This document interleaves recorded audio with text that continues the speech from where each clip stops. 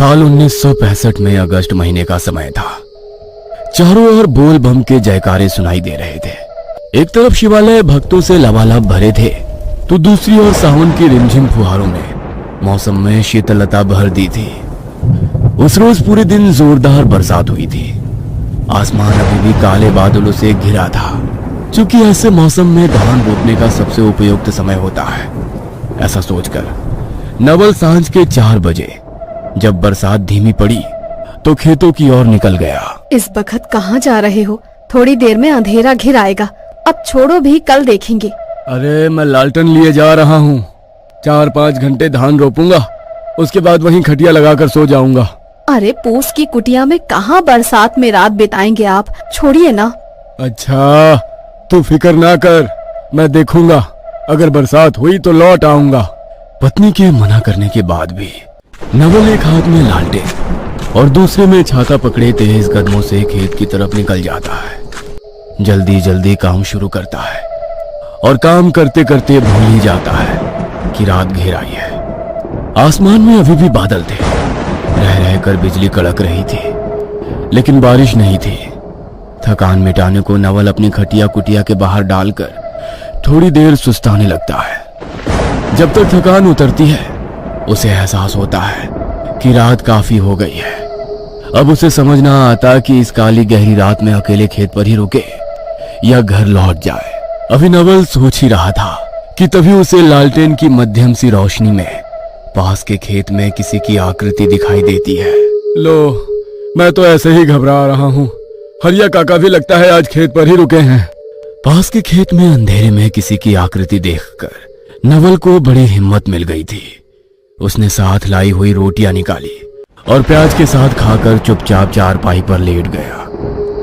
नवल आंख बंद करके चारपाई पर लेटा ही था कि अचानक उसे लगा जैसे काका ने उसे पुकारा हो। नवल आंख खोलकर लालटेन से इधर उधर देखता है, लेकिन उसे कोई दिखाई नहीं देता। अपना वहम समझकर वो एक बार फिर आंख बंद करके वहीं लेट जाता है। रह रहकर नवल को किसी के खेत में यहां से वहां दौड़ने या चहलकदमी की आहट सुनाई पड़ रही थी। वह दिन भर की थकान से चूर था। आसपास होती हलचल को नजरअंदाज करके वह लगभग नींद में पहुंच गया था। अचानक ही आधी रात गए उसे एहसास हुआ कि आसपास कहीं बहुत तेज आवाज में ढोल बाजे नगाड़े बज रहे हैं। कुछ देर नींद की जोर में वह आवाज को इग्नोर करता है, लेकिन ढोल बाजों की आवाज लगातार उसके नजदीक आती जा रही थी। कुछ ही देर में ढोल के साथ साथ भीड़ के शोर की आवाज भी नवल के कानों में पड़ने लगती है। अब उस शोर में चारपाई पर आंख बंद करके लेट पाना उसके लिए संभव नहीं था। वह चारपाई से उठकर खड़ा हो जाता है और शोर की दिशा में देखने का प्रयास करता है। नवल को कोई अंदाजा नहीं था इस समय रात का कौन सा पहर चल रहा है। आधी नींद में ही उसने एक बार फिर से अपनी आंखों को मसल कर देखने की कोशिश की। कुछ दिखाई नहीं पड़ रहा था। बस ऐसा लगता था कहीं आसपास कोई बारात गुजर रही हो जैसे। आमतौर पर बारात देखने की लालसा इंसान को होती ही है, इसलिए बारात देखने के कौतूहल में नवल अपने खेत से कुछ कदम बाहर आकर बारात की दिशा में चल पड़ता है। खेत से बाहर आते ही अब उसे अपनी आंखों के सामने एक सजी धजी बारात नजर आने लगती है। बारात बिल्कुल ऐसी थी जैसे कि आम तौर हुआ करती है। हुड़दंग था, जोरदार नाच हो रहा था और सज धज कर तकरीबन 25-40 लोग ढोल बाजों के साथ बढ़े चले जा रहे थे। अरे किसकी बारात है ये? आज तो गांव में किसी का ब्याह नहीं है। किसी और गांव से भटक कर तो यहाँ नहीं आ गई। नवल के मन में प्रश्न आया तो पूछने के लिए वो बारात की ओर बढ़ गया। अरे भैया, किसके यहाँ की बारात है? नवल के सवाल के जवाब में सामने नाच रहा आदमी अचानक से रुक जाता है और थोड़ा गंभीर होकर एक नजर ऊपर से नीचे तक उसकी ओर देखता है। अरे पड़ोस के गांव चिपियाना से आ रहे हैं। मंगेश की बारात है, रमेश की लड़की के साथ। अब आ गए हो तो चलो भैया, साथ में तुम भी झूम लो। अरे नहीं भैया, हम ठीक है, बस खेत में लेटे थे, आवाज सुनी तो देखने चले आए। नवल के मना करने पर भी हुड़दंग के मूड में नाच रहे लड़कों ने उसे अपने साथ घसीट लिया। अरे हम तो कहते हैं साथ ही चलो, जोरदार दावत मिलेगी। बहुत बढ़िया इंतजाम किया है बारात के लिए। अरे याद रखोगे, ऐसा ब्याह दूसरा देखने को ना मिलेगा। हाँ चलो। बारातियों के जिद करने पर नवल भी उनके साथ हो लेता है। चारों ओर गहरा अंधेरा था। उसी अंधेरे में कड़कड़ाती बिजली की चमक में उसने देखा बारात के सबसे आगे एक लड़का घोड़ी पर चढ़ा बैठा है। घोड़ी पर सवार युवक का चेहरा नवल को नजर नहीं आ रहा था। बेगानी शादी में बिन बुलाए उन अनजान लोगों के कहने पर पता नहीं क्यों नवल जाने को भी तैयार हो गया था। बाराती नवल को भी ढोल की थाप पर जमकर नचा रहे थे। बाकी बारातियों की तरह गेंदे के फूलों की एक माला भी उन्होंने नवल के गले में डाली और बारात आगे बढ़ निकली। बारात आगे बढ़ती ही जा रही थी। नाचते नाचते नवल बेसुध हो गया था, लेकिन जाने क्यों अभी भी नाचता ही जा रहा था। पता नहीं कितने घंटों तक वो बारात के साथ नाचता रहा। गांव कितनी दूर छूट गया इसका भी उसे कोई अंदाजा नहीं था। अचानक ही एक जगह जाकर बारात ठहर गई। एक बड़ा सा पेड़ था जिसके नीचे एक लड़की बैठी हुई थी जिसे औरतें सजा रही थी। भाई आओ, कुछ खा लो, कुछ देर में ब्याह का कार्यक्रम होगा। बहुत जोरों की भूख लगी है, आज तो जमकर खाऊंगा मैं। हाँ। बाराती की बात सुनकर नवल सामने लगे खाने के पंडाल की ओर जाकर थाली भरकर भोजन परोस लेता है। भोजन करने बैठता है कि अचानक उसे लघु शंका महसूस होने लगती है। पहले हल्का होकर आता हूँ, फिर भरपेट खाऊंगा। पहला कौर मुंह में डाले बिना ही वो उठ खड़ा होता है और बारात से थोड़ा दूर हटकर एक किनारे जाकर लघु शंका करता है। तभी उसे बैल के गले में बंधने वाली घंटी की आवाज सुनाई देती है। नवल का ध्यान बारात से भंग होता है और वो पलटकर इधर उधर देखने लगता है। तभी उसे रास्ते पर सामने से एक आदमी बैल की रस्सी पकड़े हुए आता दिखाई देता है। जय भोले की। अरे इतनी रात गए अंधेरे में कहाँ निकले हो भैया? कौन गांव के हो? हम तो पिपियानी गांव के हैं, यहाँ बारात में आए हैं। आप कौन गांव के हो? इतनी रात गए आप कहाँ से आ रहे हो? अरे मैं तो दूर गांव में बैल खरीदने गया था, बस वहीं से लौटते देर हो गई। अरे लेकिन तुम कौन सी बारात में आए हो? यहाँ इस जगह पर कौन बारात आई है? भांग वांग चढ़ाए हो क्या? सावन के महीने में तो ब्याह शादी होती ही नहीं है और पिपियानी तो यहाँ से 5 कोस दूर है। उस आदमी के इतना कहते ही जैसे नवल का सम्मोहन भंग हो जाता है और वो पलटकर उस स्थान की ओर देखता है जहां अभी कुछ देर पहले तक खूब चहल पहल थी। जमकर नाच गाना हो रहा था और दावत चल रही थी। सामने जो उसे दिखाई देता है उसे देखकर उसके पांव तले जमीन खिसक जाती है। ये मैं कहाँ आ गया? मैं तो बारात के साथ आया था। बारात कहाँ गई? नवल नजर घुमाकर चारों तरफ देखता है, लेकिन उसे कुछ देर पहले तक सुनाई दे रही बारात के शोर शराबे की आवाज और रौनक कहीं महसूस नहीं होती है। अचानक ही उसकी नजर उस बड़े से पेड़ की ओर जाती है जहां पर औरतें एक दुल्हन को घेर कर बैठी थी। पेड़ की ओर देखकर जैसे उसके रोंगटे खड़े हो जाते हैं। पेड़ के आसपास कोई दुल्हन नहीं बल्कि सफेद कपड़े पहने कुछ औरतें खड़ी हुई थी जो शायद उसकी ओर ही देख रही थी।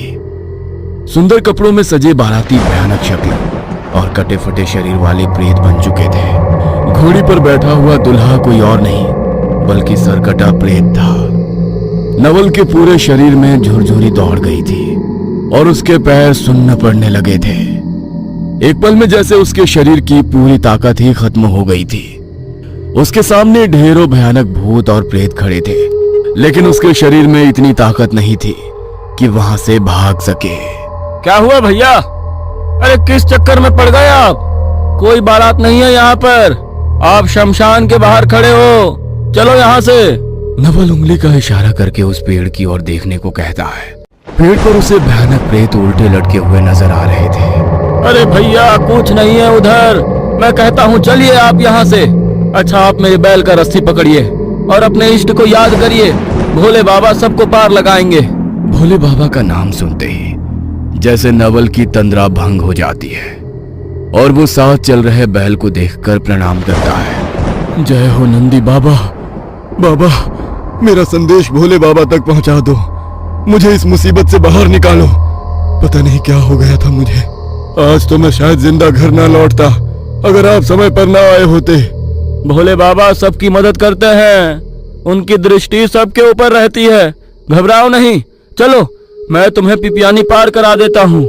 नवल देखता है कि कुछ काले साए और प्रेत उसके पीछे पीछे चल रहे हैं। तभी नवल के कानों में एक दोहरी सी आवाज गूंजती है। लगता है इसने वो खाया नहीं, एक बार बस ये मुंह में लगा लेता तो आज इसे जाने ना देता। नवल को अब और कुछ भी नहीं सूझ रहा था। उन आवाजों पर ध्यान दिए बगैर वो बस ओम नमः शिवाय बोलता हुआ आगे बढ़ता जाता है। कुछ दूर तक वो प्रेत और काले साए गायब हो जाते हैं। जिस समय वो पिपियानी गांव के किनारे पहुंचा, सुबह के 4 बजने को थे। जाओ, तुम्हारी बला कट गई। ब्रह्म मुहूर्त का समय हो गया है। अब प्रेतों का समय काल खत्म हुआ। सुरक्षित अपने घर पहुंच जाओ। और हाँ, भगवान भोले का शुक्रिया करना मत भूलना। बोल बम। इतना कहकर वो आदमी अपने रास्ते निकल जाता है और नवल बेसूध होकर वहां से सीधा अपने घर के लिए दौड़ लगा देता है। आधे घंटे के बाद जब वो अपने घर के दरवाजे पर पहुंचता है तो बुरी तरह हाँफते हुए जोर जोर से घर का दरवाजा पीटने लगता है। इतनी सुबह यूं दरवाजे पर दस्तक सुनकर घबराकर उसकी पत्नी दरवाजा खोल देती है। सामने देखती है कि उसका पति दरवाजे पर खड़ा हुआ है, जिसके कपड़े पर एक भी बूंद पानी नहीं है, जबकि बाहर जोरों की बरसात हो रही थी। आप इतनी सवेरे सवेरे, क्या हुआ जी? इतने घबराए हुए क्यों लग रहे हैं? और बाहर तो इतना पानी बरस रहा है, लेकिन आपके कपड़े तो सूखे हुए दिखाई दे रहे हैं। आप बाहर से नहीं आए हैं क्या? इस एक रात में नवल ने इतना कुछ देख लिया था कि अब पत्नी के किसी भी सवाल का उत्तर देने की क्षमता उसके अंदर नहीं बची थी। किसी तरह लड़खड़ाते हुए वो 2 कदम घर के अंदर रखता है और गिरकर बेहोश हो जाता है। पति की ऐसी हालत देखकर नवल की पत्नी किशोरी बहुत घबरा जाती है और दौड़कर पड़ोस वाले काका को बुला लेती है। जैसे ही खबर मिलती है, गांव के कई सारे लोग नवल के दरवाजे पर इकट्ठा हो जाते हैं।